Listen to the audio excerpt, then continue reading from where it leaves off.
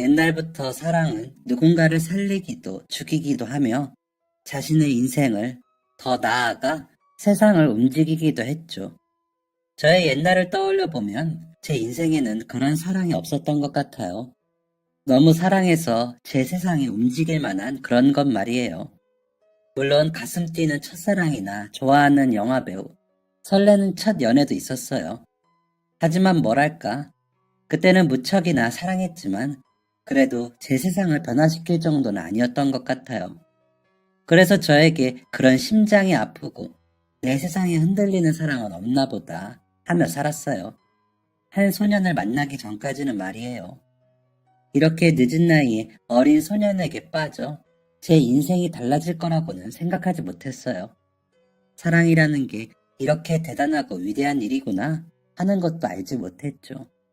또 사랑의 힘이 어떤 일까지 가능하게 하는지 저는 그 아이를 만나기 전까지는 몰랐답니다. 여고 졸업을 앞두고 전문대학이라도 보내고 싶어 하는 부모님의 성화에 본의 아니게 입시를 준비하고 있었어요. 그 당시는 대학에 가는 게 무조건 필수는 아니었거든요. 더군다나 딸아이가 있는 집은 더더욱이요. 하지만 저희 아버지께서는 배움에는 끝이 없다며 더 많이 알고 배워야 한다고 고집하셨죠. 그래서 저는 전문 대학교에 유아교육과에 가게 되었어요. 위로 언니랑 오빠만 있었는데 그게 늘 불만이었거든요. 항상 동생이나 제가 돌볼 수 있는 존재가 있으면 좋겠다고 생각했었기에 저한테 잘 맞는다고 생각했어요. 졸업 후 1년 정도 일하면서 어른들의 권유로 선을 봤어요. 수더분한 인상에 고등학교를 졸업하고 유명 회사의 전자파트에서 일하던 사람이었죠. 성실하고 예의 바르고 성격도 괜찮았어요. 가족은 형제는 없고 아버지는 어릴 때 돌아가시고 어머니만 계셨어요. 자기도 어릴 때부터 외롭게 자라 늘 가족을 많이 만들고 싶었다고 했어요. 저도 빨리 아이를 가지고 가정을 만들고 싶었기에 6개월 정도 만나고 일찍 결혼했어요. 결혼하고도 일은 계속했어요. 시어머니는 어린 신부인 제가 불안하다며 살림을 좀 배우기까지만 같이 살자고 하셨어요. 저도 나이 드신 어머니 혼자 지내는 게 마음에 걸려 좋다고 했어요. 하지만 시집살이라는 게 이런 건지 아니면 제가 야무지지 못한 탓인지 처음 하는 결혼 생활은 쉽지 않았어요. 설거지 하나, 빨래 한 번을 하는데도 시어머니와 늘 부딪혔어요. 얘야, 속옷 같은 건 모아두지 말고 그때그때 바로 손으로 빨라고 했잖니? 그리고 세탁기 같은 건 믿을 건 못 된다. 빨래는 손으로 하는 게 최고야. 이번 주말에 쉴 때는 나랑 이불 좀 빨자. 얘, 내일이 초복인데 너는 닭도 안 사왔니? 그렇게 신경을 안 써서야 원. 그래서 우리 아들이 뭐 힘내서 일을 제대로 할 수 있겠니? 아휴, 정말. 처음에는 내가 많이 부족하다고 하며 어머니가 하시는 말을 다 새겨들었어요. 그런데 시간이 지나면서 저도 점점 지치더군요. 그리고 문제는 아이였어요. 저는 결혼하면 아이가 금방 생길 줄 알았는데 결혼한 지 3년 가까이 될 동안 아이 소식이 없었어요. 조금만 기다려보자. 곧 생길 거야. 남편은 이렇게 얘기했지만 누구보다 아이를 간절히 기다리고 있었어요. 그리고 이런 날이 길어지자 어머니의 성화도 심해졌죠. 내가 오늘 유명한 보살집에 다녀왔는데 네가 아이들이 너무 많은 곳에서 일하느라 네 뱃속에 아이가 안 들어오는 거라고 하더라. 일을 그만두면 어떠니? 네? 그렇지만 저는 일하는 게 좋은걸요. 아휴, 답답한 소리 한다. 그 집이 진짜 영한 곳이야. 네가 몰라서 그런다. 내가 아는 사람도 거기서 하라는 대로 해서 몇 달도 안 되어서 손주 생겼다고 하더구나. 너는 네 남편이 부족하게 버는 것도 아니잖니? 그래도, 그래도, 그래 여보. 어머니 말씀대로 좀 쉬면 아이가 생길지도 몰라. 좀 쉬다가 다시 일해도 되잖아.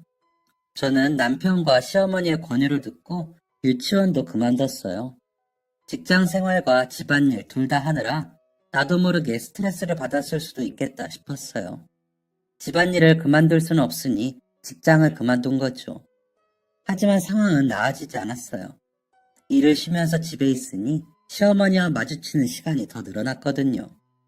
게다가 일을 그만두고 나니 내 아들 돈으로 살면서를 이야기하며 저를 더 괴롭히셨죠. 이럴 거면 차라리 다시 일을 하고 싶다고 생각했지만 그래도 아이가 간절했어요. 빨리 제 아이를 갖고 싶었으니 조금만 더 참지 싶었어요. 어머니는 부적을 베개 밑에 넣으라거나 남편 속옷에 바느질 하라는 둥 알 수 없는 일들을 더 많이 시켰어요. 그리고 결혼한 지 6년째 접어들던 어느 날 드디어 아이가 생겼어요. 아이고 우리 며느리 아이고 여보 잘했어. 저는 지방으로 내려가신 부모님께도 이 사실을 알렸어요. 그동안 고생했던 걸 알았기에 많이 축하해 주셨었죠. 시어머니도 예전보다는 저에게 친절하게 대해주셨죠. 내가 꿈을 꿨는데 글쎄 하늘로 엄청나게 큰 용이 날아오르는 거 아니니? 어머 이건 필시 아들 태몽이야. 아무래도 아들이 틀림없어. 저는 딸이어도 너무 예쁠 것 같아요. 얘는 이렇게 어렵게 가진 아이인데 아들이어야지. 신기했어요. 제 뱃속에 아이가 있다는 게 말이에요. 제가 또 다른 생명을 키우게 된다는 게 너무 신기하고 가슴 벅찬 일이었어요. 아가야, 엄마한테 와줘서 고마워. 엄마는 네가 아들이든 딸이든 상관없어. 너를 세상에서 가장 예뻐하고 사랑해줄 거야. 얼른 세상에 나와서 엄마랑 놀자. 그렇게 아이가 태어나기를 손꼽아 기다렸어요. 5개월이 지나면서 슬슬 배가 불러 제법 임산부 태가 났어요. 입덧이 심해서 한동안 힘들었지만 그래도 매일 변화하는 제 모습을 보면서 설레고 가슴이 뛰었어요. 빨리 아이를 만나고 싶다. 제 머릿속에는 온통 그 생각뿐이었죠. 그런데 행복은 저를 야속하게 빨리 떠났어요. 붙잡기도 전에 사라져버렸죠. 임신 8개월, 갑작스럽게 배가 너무 아팠어요. 식은땀이 흐르고 세상이 눈앞에서 어지럽게 돌았죠.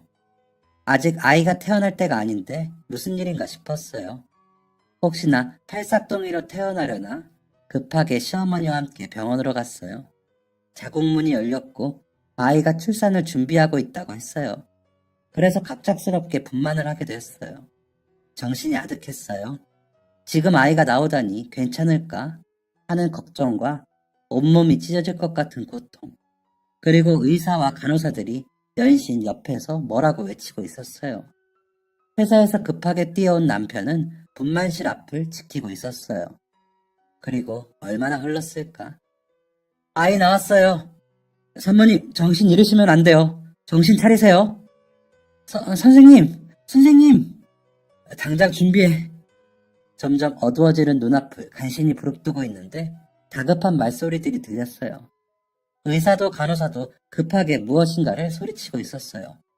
그리고 들려야 할 아이 울음소리가 들리지 않았어요. 출산은 처음이었지만 드라마에서도 많이 나오잖아요. 아이가 태어나면 제일 먼저 응애하고 온 병원이 떠나가게 우는 소리가 들리는 거 말이에요. 이상했어요. 본능적으로 무엇인가 잘못되었다는 것을 느낄 수 있었어요.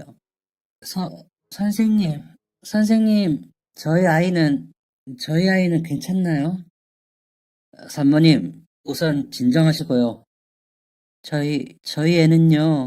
저희 애는 괜찮은 거 맞죠?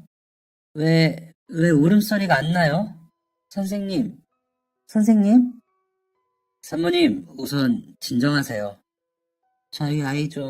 저희 아이 좀 보여주세요, 선생님. 선생님, 이유는 알 수 없었어요. 모든 일에서 이유를 찾을 수 있는 건 아니라고 하시더라고요. 그리고 하필이면 그런 알 수 없는 일이 저와 저희 아이에게 닥친 거예요.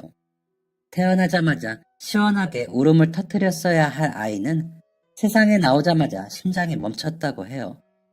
원인은 알 수 없지만 가끔 이런 일이 일어난다고 의사 선생님은 그렇게 이야기하셨어요.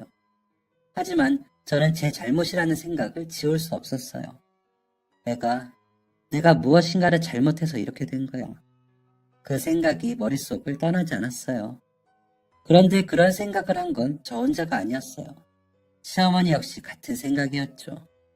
대체 어떻게 했길래 우리 손자가 태어나자마자 죽어? 어? 그 이후 저는 다시 시어머니의 싸늘한 태도를 견뎌야 했어요. 남편도 예전 같지 않았어요. 하지만 무엇보다 제 마음의 상처가 너무 심했어요. 아이의 심장이 멈추면서 제 심장도 뜯겨 나간 것 같았어요. 너무나 간절하게 기다렸던 아이였기에 더 가슴이 아팠어요. 아직도 처음 들었던 아이의 심장 소리가 귓가에 들리는 것 같았어요. 그렇게 끔찍했던 시간이 흐르고 다시 1년 정도가 지났을 때 저에게 새 생명이 찾아왔어요. 하지만 저는 아이를 가질 수 없는 사람이었던 걸까요? 임신 3개월 만에 저는 다시 아이를 잃고 말았어요. 화장실에 갔을 때 쏟아지는 피를 보고 얼마나 울었는지 모르겠어요. 마치 제게 내려진 저주 같았어요. 제가 사랑하는 것을 절대로 가질 수 없다는 저주. 또다시 유산을 하게 되자 시어머니의 구박은 대놓고 심해졌어요. 남편도 더 이상 제 편이 아니었죠. 아유, 이러다 평생 손주도 못 보고 나도 죽겠네. 나도 죽겠어. 어쩌다 저런 애를 집에 들였는지. 어휴, 내 팔자야. 어휴, 다른 집은 남편이 밖에서 애도 나온다는데 우리 아들은 어쩜 그런 것도 없는지. 너는 그래도 밥이 넘어가니? 어? 내 손주를 둘이나 보내놓고 밥이 넘어가? 어휴, 내 팔자야. 너무 서러웠어요. 그런데 시어머니의 구박보다 남편의 싸늘한 눈빛보다 아이를 지키지 못한 저에 대한 원망이 더 컸어요. 시어머니 말대로 이 모든 게 다 제 탓인 것 같았어요. 어쩌면 그 말이 맞을지도 몰라요, 정말. 다 제가 잘못해서 아이를 잃은 걸지도요. 결국 저는 마음의 상처도 남편과 시어머니와의 관계도 회복하지 못했어요. 그리고 얼마 후 몇 달 동안 생리하지 않길래 이상한 마음이 들어 병원에 방문했어요. 그리고 조기 폐경이라는 사실을 알게 되었어요. 제 나이에 일어날 수 있는 일이라고 생각하지 않았기 때문에 매우 충격이었어요. 앞으로 임신을 할 수 없다고 하더군요.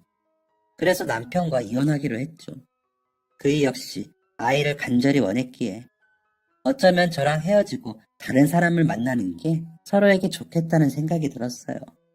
그리고 저는 몸도 마음도 너덜너덜해진 채로 시골의 부모님 댁으로 갔어요. 시골집에 도착한 날 바싹 야윈 저를 보고 어머니와 아버지가 얼마나 우셨는지 몰라요. 저는 제대로 먹지도 마시지도 않고 울지도 웃지도 않으면서 방에 틀어박혀 보냈어요. 가방 속에 챙겨온 아이의 베넷 쪼고리와 신발이 보였어요. 첫 임신 때부터 가지고 있었던 건데 결국 한 번을 쓰지도 못했네요. 앞으로도 다시는 쓸 수 없겠죠. 모든 것을 놓아버린 채 무기력하게 하루를 보내는 제가 안쓰러웠던 부모님은 어느 날 집안에서 저를 이끌어 운영하는 사과밭으로 데려갔어요. 저는 멍하니 앉아서 키 작은 사과나무들이 새하얀 꽃을 피우고 있는 모습을 멍하니 보고 있었어요. 예쁘지? 아버지가 조용히 오셔서 제 옆에 앉았어요. 네 엄마랑 처음 여기 내려와서 사과 농장을 하기로 했을 때 얼마나 힘들었는지 모른다. 그래요? 그래. 둘 다 농사일은 뭐 잘 알지도 못하지. 분명 물도 주고 비료도 좋은 걸로 가져다 쓰는데 어쩜 이렇게 말들을 안 듣는지. 너 키울 때보다 말을 더 안 듣더라. 저는 조용히 웃었어요. 이제야 좀 웃는구나. 아버지는 제 손등을 두드리며 이야기를 이어가셨어요. 물, 비료, 흙, 바람, 햇빛. 뭐 하나 부족한 게 없는데도 처음에는 사과는커녕 나무 자체도 시들시들해졌다. 이렇게 노력하는데 어쩜 이러나 배신감도 들고 서운하기도 하고 혹시 우리가 뭘 잘못하는 건가 답답하기도 하고 그러더구나. 내가 이렇게 능력 없는 사람이었나 싶기도 했어. 그런데 시간이 지나면서 점점 제자리로 돌아오더구나. 나무도 다시 튼튼하게 자라고 이파리도 파릇파릇하고 지금처럼 꽃도 피고 예쁜 사과도 자랐지. 모든 것은 결국 결실을 보게 된단다. 그 사이에 가지가 부러지고 잎이 시들고 열매가 덜 자라고 많은 시련이 있을지도 몰라. 어쩌면 원하는 결과가 아닐지도 모르지. 하지만 그 시련을 잘 지나가고 나면 결국은 결실을 보게 되어 있어. 때로는 노력하고 애써도 원하는 대로 결과를 얻지 못할 수도 있지만 때로는 노력하지 않아도 저절로 얻어지게 되는 것도 있으니 그런 게 인생 아니겠니? 살면서 모든 일에 꼭 내 잘못이 있는 것은 아니다. 그런데 그곳에서 내 잘못을 탓하다 보면 결국 무너지는 것 말고는 남는 게 없다. 내가 사과밭이 제대로 되지 않는다고 네 엄마랑 온종일 왜 나는 사과도 못 키우나 하면서 자책만 하고 있었다면 지금 이런 결과도 없었겠지. 너한테 다시 벌떡 일어나라는 것도 아니다. 다만 너를 자책한다고 해서 이미 일어난 일을 되돌릴 수도 없고 네가 자신을 비난하는 사이에도 내 인생의 밭은 계속해서 물도 주고 햇살도 주기를 기다리고 있단다. 아버지의 이야기는 제 마음에 큰 위로가 되었어요. 아이를 잃은 후로 받지 못했던 진짜 저를 위한 위로였어요. 제가 간절히 아이를 바랬듯 저도 아버지와 어머니에게 그런 소중한 아이였겠죠. 내 아이가 이런 상황을 겪고 이렇게 무너져 내린 모습을 지켜봐야 한다면 저 역시 너무 마음이 아플 것 같았어요. 제가 저를 위해서 살기 싫다면 부모님을 생각해서라도 다시 일어나보자 마음 먹었어요. 저는 서울로 올라와서 미술 학원을 운영하는 큰오빠의 학원에서 일했어요. 3에서 5세 정도 되는 아이들과 미술 수업을 하는 거였는데 수업이라기보다는 거의 놀이에 가까웠어요. 아이들이랑 같이 물감을 손에 발라서 도화지에 찍는 것도 하고 한쪽 면에만 그림을 그려서 데칼코마니 작업을 하기도 했어요. 제 아이들은 아니었지만 아이들과 함께 다시 웃으면서 저는 서서히 예전의 제 모습을 찾아갈 수 있었어요. 저에게는 수업을 듣는 4살 아이가 있었는데 아버지가 무척 젊은 분이었어요. 항상 끝날 시간에 맞춰서 아버지가 데리러 오셨어요. 알고 보니 옆에 초등학교 선생님이라고 하더라고요. 처음에는 학부모니까 그냥 그 정도로만 생각했어요. 그런데 오빠에게 들어보니 아이를 낳다가 아내가 세상을 떠났다고 하더라고요.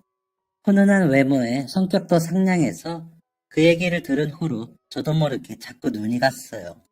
그 아버님은 종종 간식을 사다 주셨는데 어느 날은 발렌타인데이라서 샀다며 장미꽃 한 송이와 초콜릿을 주고 가셨어요. 혹시 이 사람도 나에게 마음이 있나? 하고 그때 생각했죠. 아무래도 본인에게는 아이가 있어서 저에게 데이트 신청을 망설이는 걸까 하는 생각이 들었어요. 그래서 용기 내서 제가 먼저 이야기를 꺼냈죠. 한솔이가 미술을 참 좋아해요. 관심도 많고 컬러 센스도 좋은 것 같고요. 정말요? 감사합니다. 아내가 예전에 미술을 전공했었거든요. 아내는 일찍 세상을 떠나서 한솔이한테 미술을 알려주지는 못했지만요. 아, 그랬군요. 어머니 닮아서 미술 감각이 있나 봐요. 이번 주에 종로에서 어린이 미술 전시가 열리거든요. 한솔이가 관심도 많고 하니까 혹시 가보시면 어떨까 싶어서요. 정말요? 데리고 가면 정말 좋아하겠네요. 안 그래도 주말에는 웬만하면 밖에서 노는 시간을 늘리려고 하거든요. 알려주셔서 감사해요, 선생님. 아니에요. 혹시 괜찮으시면 저도 가려고 했던 거라 같이 가시면 어떨까요? 네? 그분은 깜짝 놀라며 얼굴부터 귀까지 새빨개졌어요. 잠시 우물쭈물 망설이더니 대답했죠. 그렇게 저희는 첫 데이트라고 하기는 뭐하지만 처음으로 같이 시간을 보냈어요. 그리고 처음으로 아이와 시간을 보내는데 너무 행복했어요. 제가 간절히 바랐던 일이니까요. 제 아이는 아니지만 아이와 함께 미술 전시를 보고 공원에서 뛰어놀고 같이 솜사탕도 사 먹고 과자랑 음료수도 사 먹고 정말 즐거웠어요. 그때 아이를 낳았다면 나도 이런 경험을 하고 추억을 쌓을 수 있었겠지 하는 생각이 들었어요.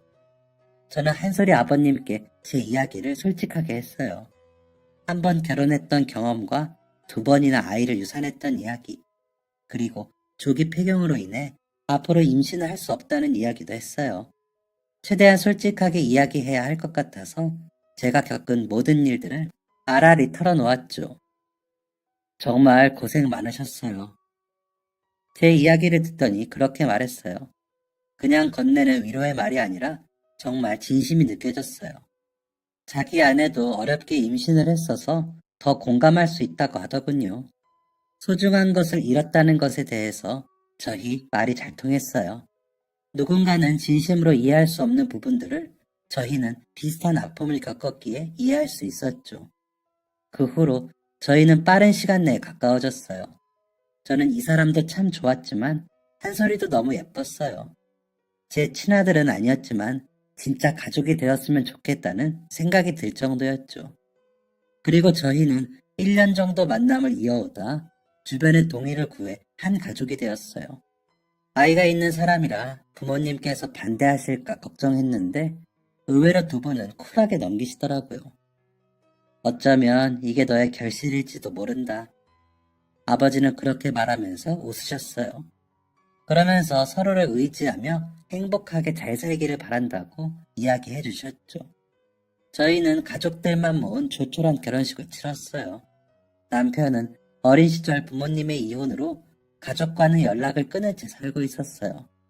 그래서 결혼식은 제 가족들과 한솔이와 함께 부모님의 사과밭에서 진행했어요. 날씨도 너무 맑았고 사과밭을 신나서 뛰어다니는 한솔이를 보니 정말 오랜만에 마음속이 행복으로 가득 차더라고요. 저는 한솔이를 제 친아들처럼 아꼈어요. 물론 법적으로는 친아들이죠. 마치 제가 낳은 아이처럼 금이야 오기야 애지중지했어요. 다행히 한솔이도 저를 잘 따랐어요. 엄마를 한 번도 보지 못한 채 자랐기 때문에 자신에게도 엄마가 생겼다는 걸 무척 즐거워했어요. 낯설어 하지도 않고 저에게 늘 엄마 엄마 하면서 쫓아다녔어요. 저는 지난 몇 년간 아이가 엄마에게 받지 못했던 사랑을 몇 배는 돌려주고 싶어 했어요. 아이들은 눈 깜빡하면 하루가 다르게 자라더라고요. 시간이 흐르는 것을 붙잡고 싶어질 정도로 한솔이는 무럭무럭 자랐어요. 귀엽게 저만 쫓아다니던 유치원생에서 온종일 운동장에서 축구하느라 집에 들어오지 않는 초등학생이 되었고 어느새 의젓하게 교복을 입은 중학생이 되더니 이제는 부쩍 다자란 청년티가 팍팍 나는 고등학생이 되었죠. 아유, 우리 한솔이 언제 이렇게 컸나 몰라. 엄마가 맨날 맛있는 거 잔뜩 만들어준 덕분이지. 우리 아들 너무 빨리 커버려서 엄마가 아쉬워서 어떡해? 이제 예전처럼 안고 다니지도 못하겠네. 더 빨리 커서 돈 많이 벌어서 우리 엄마 세계 여행도 시켜주고 예쁜 옷도 사주고 또 뭐 해주지? 아이고 그걸 다 사주게? 엄마는 그런 거 필요 없어. 우리 아들 그저 예쁘고 건강한 게 최고야. 사랑하면 닮는다고 그러나요? 그래서인지 저희 가족은 서로 닮아 있었어요. 사람들이 재혼 가정인 걸 알면 화들짝 놀라고는 했죠. 한솔이는 어릴 때부터 그림에 관심이 많더니 고등학교에 올라와서는 카페에 푹 빠졌더라고요. 드라마에 나오는 바리스타의 모습이 멋있었나 봐요. 학원에 다니면서 자격증을 따더니 손으로 만드는 걸 좋아하는지 제가 제빵을 배우고 싶다고 다니면서 자격증도 땄어요. 고등학교를 졸업하고 대학 공부 대신 카페를 차리고 싶다고 해서 졸업 후에는 카페에서 일을 시작했어요. 몇 해 전 먼저 돌아가신 아버지에 이어 어머니가 돌아가셨어요. 연세가 워낙 많으셨지만 다행히 크게 아픈 곳은 없으셨어요. 언니랑 오빠는 외국에서 생활하기 때문에 가지고 계셨던 사과밭은 저에게 물려주셨어요. 마지막에는 관리를 많이 못해주셔서 그냥 땅만 덩그러니 있는 느낌이었죠. 남편과 저는 한참을 논의한 끝에 한솔이와 시골로 내려와 지내며 카페를 만드는 게 어떤지 이야기했어요. 마침 땅도 있고 가까운 거리에 관광지도 있어서 괜찮을 것 같더라고요. 이야기를 듣더니 아들은 당연히 너무 좋아했어요. 학원도 다니고 주변에도 물어서 메뉴 구성도 자기가 직접 하고 저랑 남편도 아이를 따라서 학원에 다니며 커피에 관해서 공부했어요. 그리고 드디어 카페를 오픈하고 장사가 엄청나게 잘 되는 곳은 아니었지만 그래도 온 가족이 함께 참여하는 곳이라 더 의미가 있었어요.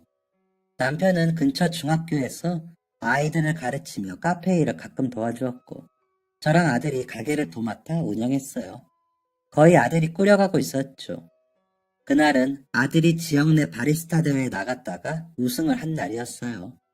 너무 기쁜 소식이라 저희는 대회가 끝나고 신이 나서 쇼핑몰에 가서 이것저것 쇼핑도 했어요.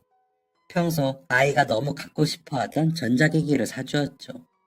그림을 계속 전문적으로 배우진 않았지만 혼자서 취미 삼아 계속 그리고는 했거든요. 엄마, 카페 메뉴들도 이걸로 그리면 되겠다. 지금 로고 그린 것처럼? 응, 메뉴를 사진 대신 그림으로 그려놓는 것들도 많더라고. 우리 아들은 어쩜 이렇게 못하는 것도 없고 모르는 것도 없을까? 엄마 닮아서 그렇지 뭐. 얼굴도 엄마 닮아서 예쁘고. 이제 예쁜 여자친구만 사귀면 되겠네. 엄마처럼 예쁜 여자가 또 있으려나 모르겠네. 아들의 대회 우승 소식에 남편은 오랜만에 외식을 하자고 했어요. 그래서 근처에 있는 식당을 예약해뒀다면서 거기서 만나자고 했죠. 아들이랑 근처에 차를 주차해두고 걸어가고 있었어요. 거리에 있던 크리스마스 장식들이 너무 예뻤어요. 눈 오네? 그러네. 크리스마스 장식이 있어서 다행이다. 눈 오니까 더 잘 어울린다. 엄마, 우리 카페도 크리스마스 장식 조금 천천히 치울까 봐. 그럴까? 귀찮아서 그러는 거 아니지? 에이, 당연히 아니지. 진짜 예뻐서 도려는 거라니까. 저희는 그렇게 장난도 치며 내리는 눈에 들떠 있었어요. 그렇게 서로 이야기를 나누며 걸어가고 있을 때였어요. 그때 끼익 하며 날카롭게 울리는 자동차 바퀴의 소리와 누군가의 비명이 들렸어요. 뒤를 돌아보니 눈 때문인지 한 차량이 미끄러지듯 인도로 달려오고 있었죠. 저희가 피하려 할 때는 이미 늦은 것 같았어요.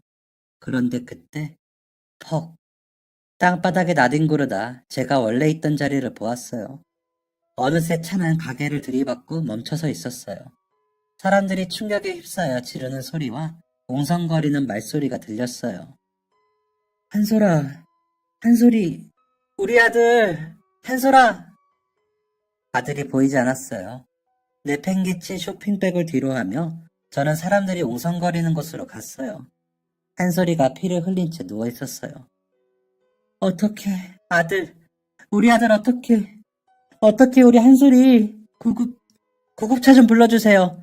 한솔아, 우리 아들 어떡해. 달려오는 차를 보고 한솔이는 저를 길 바깥으로 밀쳤고 자신은 미끄러져 오는 차와 부딪혔어요. 나중에 알고 보니 음주운전 차량이더군요. 음주에 갑작스럽게 내리는 눈까지 더해져 정신없이 차를 몰다 사고가 난 거였어요.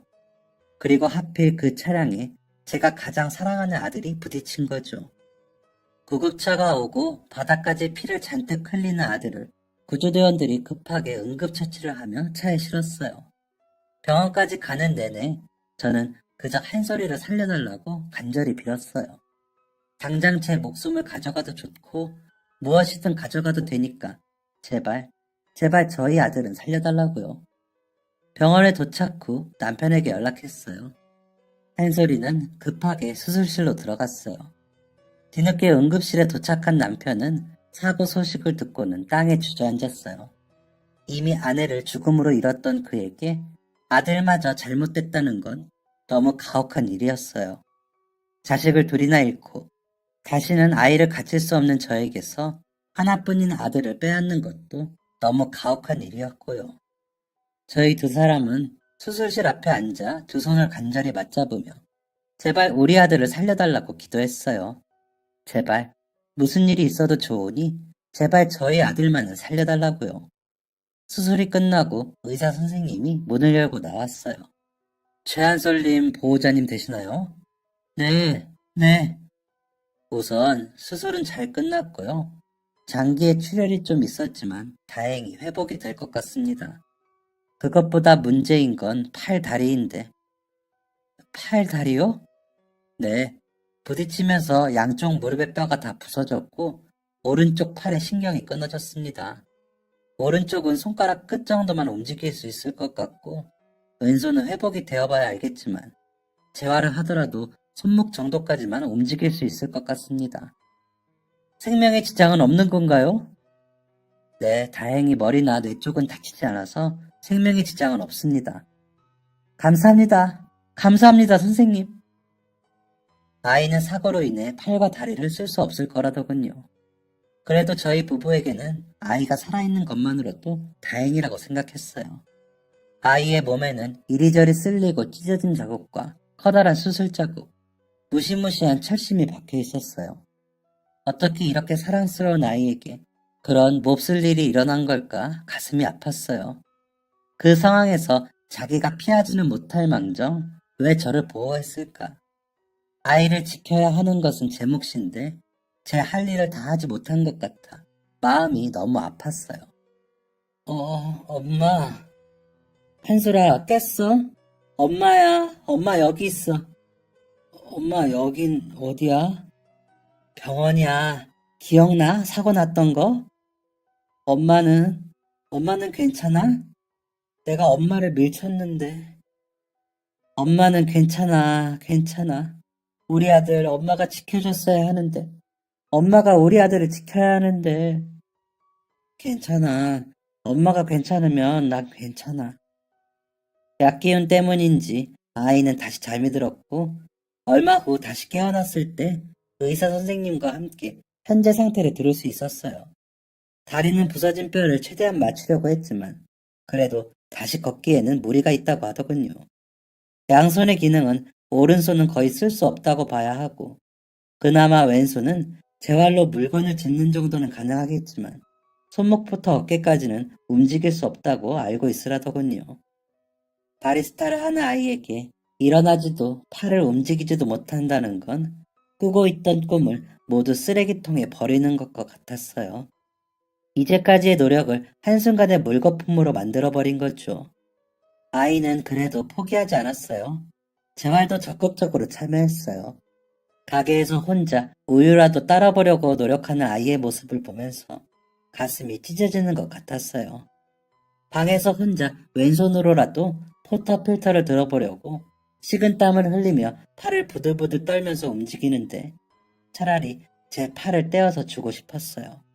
재활에도 크게 나아지는 점이 없자 아이는 점점 희망을 잃기 시작했어요. 카페 앞에 앉아서 멍하니 밖을 바라보며 시간을 보냈죠. 이제 막 20대를 시작한 아이에게 너무 가혹한 운명이었어요. 한참 자신이 하고 싶은 일하며 꿈을 펼칠 때인데 마치 예전에 제가 꿈꾸던 가정을 가질 수 없어 이곳으로 내려왔을 때의 제 모습을 보는 것 같았어요. 저는 한쪽에 남아있던 사과나무 모종 하나를 아이가 자주 바라보는 곳으로 옮겼어요. 한솔아, 춥지 않아? 난 괜찮아. 저는 휠체어에 앉은 한솔이의 손을 가만히 잡았어요. 있잖아, 아들. 엄마가 예전에 정말 마음이 힘들었을 때 할아버지 할머니 집에서 지낸 적이 있었어. 엄마는 늘 아이를 갖고 가정을 꾸리는 게 꿈이었는데 영원히 그럴 수 없다는 이야기를 들었거든. 저는 한솔이에게 아버지가 저에게 해주셨던 열매 이야기를 해주었어요. 그래서 아빠랑 결혼하고 한솔이 너를 키우겠다고 했을 때 할아버지가 그러셨어. 이게 너의 결실인가 보구나. 엄마가 직접 낳은 아이는 아니었지만 그래도 영원히 가질 수 없다고 생각한 아들이 생겼잖아. 꿈을 잃었다고 생각한 엄마의 밭에 한솔이가 나타난 거야. 지금도 엄마는 우리 아들을 만나게 되어서 너무 행복해. 그때 엄마가 우리 아들을 지켜주었다면, 그랬다면 좋았을 텐데. 엄마, 나는 그때 엄마를 구한 걸 후회하지 않아. 엄마가 밉지도 않고 나는 이미 엄마를 한 번 잃었었는데 또 엄마를 잃게 된다면 그것도 견디지 못했을지 몰라. 다만 나는 이런 상황을 겪게 만든 그 사람이 미워. 그 사람은 왜 술을 마시고 운전했을까? 그래서 그 사람이 너무 밉고 원망스러워. 맞아. 엄마도 그 사람이 너무 미워. 하지만 만약 우리가 키우는 사과나무에 벌레가 생겼을 때 그대로 놔두면 어떻게 될까? 아마 사과나무를 다 갉아먹어버리고 사과도 제대로 자라기 힘들게 만들겠지. 그럼 결국 괴로워지는 것은 사과나무일 거야. 그러니까 조금 힘들고 번거로워도 우리가 그 벌레들을 쫓아내는 수밖에 없어. 그래야 더 튼튼한 나무가 가득한 예쁜 밭을 가꿀 수 있을 테니까. 그 후 저는 한솔이가 갖고 싶어 하던 태블릿 PC를 다시 사다 주었어요. 그때 사고 때문에 망가졌었잖아. 한솔이는 이제 필요 없다고 했는데 엄마가 찾아보니까 손을 쓰기 힘들어서 발가락이나 입으로 그림을 그리는 사람들도 있대. 한솔이도 자신만의 방식으로 계속 표현을 해보는 건 어떨까 싶어서 아이는 잠시 망설이더니 기기를 앞에 놓아달라고 했어요. 그래, 어차피 여기서 온종일 아무것도 안 하니까 심심한 거보다는 낫겠지. 그 후 아이는 겨우 움직이는 왼손을 써서 기기에 그림을 그리려고 노력했어요. 처음에는 쉽지 않았어요. 계속해서 펜을 떨어뜨리고 손목이 자꾸 화면에 닿아서 그림을 망치니까 짜증도 내더라고요. 어떤 날은 자신의 맘대로 되지 않는 손 때문에 화가 났는지 기기도 한쪽으로 밀어두고 온종일 자기 손만 노려보았어요. 다시 사과나무만 멍하니 노려보기도 했죠. 그러다 또 펜을 잡고 무엇인가를 그리려고 노력했어요. 또다시 내팽개치기도 하고 방에서 혼자 울기도 하더라고요. 하지만 아들은 포기하지 않았어요. 늘 모든 것에 열정을 가득 담는 아이였으니까요. 아들 없이 혼자서 가게를 꾸려나가야 했기에 남편은 저를 도와주려고 좋아하던 교사 일을 그만두었어요. 여보, 가르치는 일은 어떻게든 다시 시작할 수 있겠지만 당신과 한솔이는 지금 내가 필요하잖아. 난 우리 가족이 제일 소중해. 그러니까 걱정 마라. 남편이 교사 생활을 얼마나 좋아하는지 알았기에 더 고마웠어요. 사고 전에 아들이 가게를 도맡아 운영했기에 사실 혼자서 매장을 꾸려가며 힘든 일도 많았거든요. 남편이 두 팔 걷어붙이고 도와주니 카페 일도 한결 쉬워졌어요. 정말 고마웠죠. 저는 한솔이가 밖을 볼 때 조금이라도 덜 심심했으면 싶어서 다시 사과나무를 심었어요. 아이가 잘 볼 수 있는 곳에 심고 관리하고 시작하다 보니 가게 앞이 사과나무로 둘러싸였어요. 그렇게 시간은 계속 흐르고 아이는 처음보다 기기를 사용하는 것에 익숙해졌어요. 무엇보다 펜을 떨어뜨리는 일이 줄어들었어요. 사과나무는 어느새 울창해져서 예전에 부모님이 사과밭을 운영하실 때처럼 가게 앞이 줄지은 사과나무로 가득했어요. 하얀 꽃이 피어날 때면 동네뿐 아니라 주변에서도 너도 나도 구경을 왔어요. 저는 아이가 그린 그림들을 업체에 의뢰해 액자로 만들었어요. 그리고 가게에 하나둘씩 걸어두기 시작했어요. 아이는 직접 만들지는 못했지만 사과를 이용한 메뉴를 저와 같이 연구하기도 했어요. 그리고 그 그림들을 그려서 SNS에 올리기도 했죠.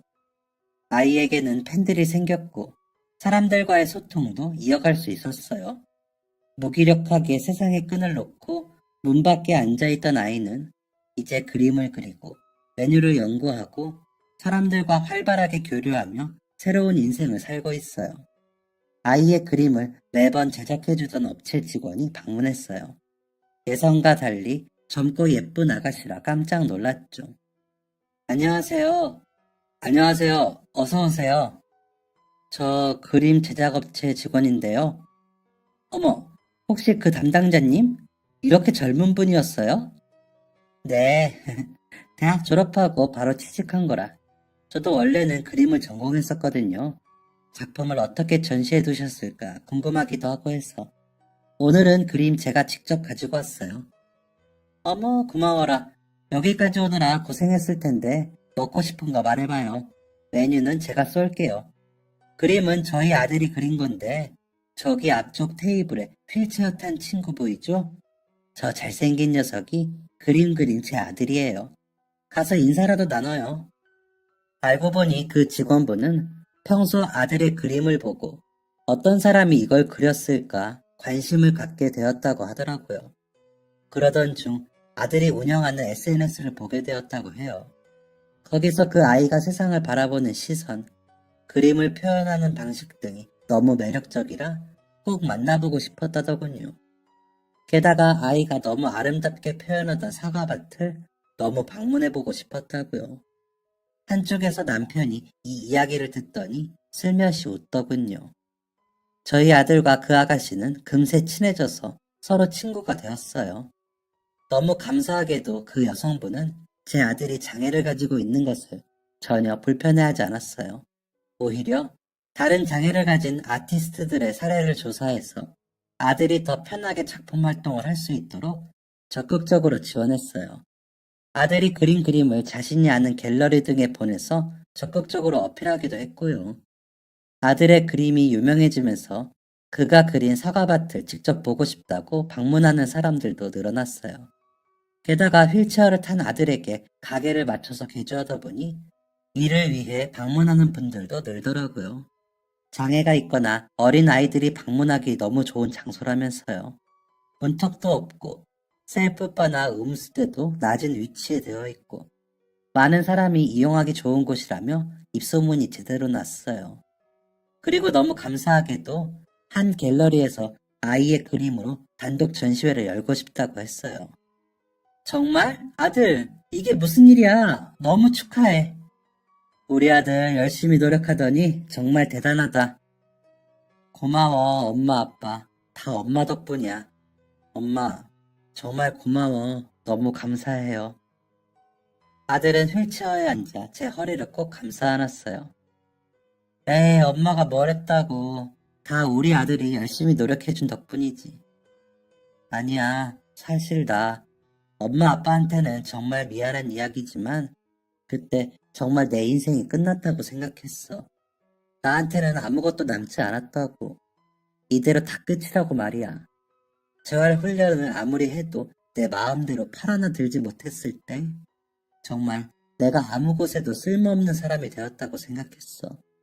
옷 입는 것도 밥 먹는 것도 다 엄마 아빠가 도와줘야 했고 다 큰 성인 남성이 평생 엄마 손에 아빠 손에 의지해서 밥 먹고 씻고 화장실 가는 것도 혼자 못하니까 그냥 아빠랑 엄마에게는 내가 없는 게 나을 수도 있겠다고 생각했어. 아들, 지금은 아니야. 그때는 그랬어. 어른인데 혼자서 아무것도 할 수 없으니까 부모님에게 짐이 되느니 차라리 좀 더 슬프더라도 내가 없는 게 앞으로 두 분에게는 나을 수 있겠다고 했는데 그날 엄마가 할아버지가 해주셨다는 이야기를 들으면서 많이 생각했어. 너무 큰 시련이지만 분명 나보다 더 큰 시련을 겪는 사람도 있겠구나. 나도 내가 오랫동안 꿈꾸었던 것을 잃었지만 더 오래 꿨던 꿈을 빼앗긴 사람들도 있겠구나 하고 말이야. 그래서 찾아봤어. 나처럼 장애를 겪고 있는 사람들이나 오랫동안 꿨던 꿈 때문에 좌절을 겪어야 했던 사람들을 찾아보고 그걸 극복해낸 이야기들을 찾으면서 나는 어떻게 해야 할지를 고민했어. 그때 엄마가 다시 그림을 그려보라고 했을 때 그게 내 돌파구일 수도 있겠다 생각했어. 처음에는 정말 너무 힘들었어. 그리는 것은 둘째치고 손에서 펜은 자꾸 미끄러지지. 떨어지면 늘 엄마나 아빠한테 부탁해서 주워달라고 해야 하지. 정말 힘들더라고. 내가 내 손바닥이 닿아서 자꾸 그림이 지워지거나 선이 마음대로 그려지는데 아휴 정말 몇 번이나 기계를 던져버리고 싶었어. 그렇지만 가격을 생각하며 꾹 참았지. 농담이고 사실은 엄마를 생각하면서 참았어. 그때 제일 많이 생각났던 게 뭔지 알아?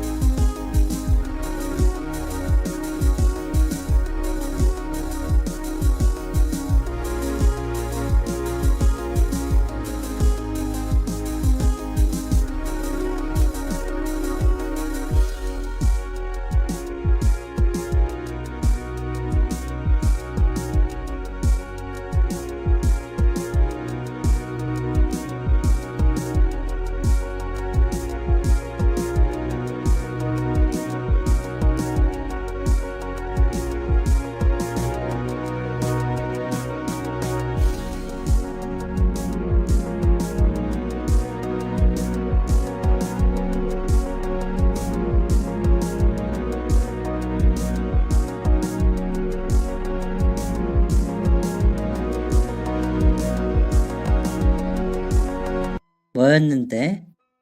나 어릴 때 젓가락질 잘 하지 못했던 거 기억나? 초등학생이 되어서도 못해서 엄청 힘들어 했었잖아. 맞아. 젓가락질을 잘 못해서 초등학교 때도 엄마가 꼭 포크를 같이 가방에 넣어줬었잖아. 맞아. 학교에서는 혹시 밥 못 먹을까봐 포크 챙겨주고 집에 오면 몇 시간이 걸려도 좋으니까 천천히 연습하면서 먹으라고 늘 나 밥 먹는 거 기다려줬잖아. 나한테 맞는 젓가락 찾아주려고 플라스틱, 쇠, 나무, 멜라민, 시중에 파는 젓가락이라는 젓가락은 다 사다주고 난 그렇게 많은 젓가락을 팔고 있는지도 몰랐어. 또 그걸로도 부족하다고 내 손 크기랑 잰 다음에 나무 조각하는 곳 가서 맞춤 젓가락도 만들어주고 그때 엄마가 많이 생각났어. 어떻게 해서든 내가 해낼 수 있도록 노력하던 엄마 모습이 엄마의 열정이 너무 생각나더라. 포기하고 싶을 때마다 그때를 생각하면서 버텼어. 지금은 다시 힘들어졌지만 그 후로 완두콩도 잡채도 다 집을 수 있을 만큼 젓가락질 엄청나게 잘하게 됐었잖아. 그래서 나도 그때 엄마가 했던 것처럼 나한테 맞는 방법을 찾아서 어떻게든 노력하면 해낼 수 있을 것 같았어. 그러니까 맞아. 다 엄마 덕분이야. 그리고 엄마가 나한테 집중할 수 있도록 옆에서 늘 묵묵하게 지원해준 아빠. 아빠도 정말 고마워. 엄마가 더 예쁘니까 엄마를 좀 더 사랑하긴 하는데 아빠도 정말 고마워. 정말 엄마 아빠 정말 고마워요. 다 두 분 덕분이에요. 언제 이렇게 훌쩍 커버렸을까요? 아들은 이제 진짜 어른이 되어 있었어요. 게다가 여자친구와 몇 년 만나더니 이제는 슬슬 결혼 이야기도 나오더라고요. 처음에는 여자친구가 힘들까봐 망설였는데 다행히 그쪽 부모님도 딱히 반대하지 않으신다고 해서 지금은 두 사람이 꿈꾸는 미래를 응원하고 있어요. 아들은 이제 카페 앞에 사과밭 말고도 여기저기를 돌아다니면서 그림의 영감을 찾고 있어요. 많이 보고 많이 꿈꾸며 자신의 미래를 아름답게 그려가고 있죠. 아이는 다 제 덕분이라고 하지만 저는 포기하지 않고 열심히 노력해준 그 애가 정말 고마워요.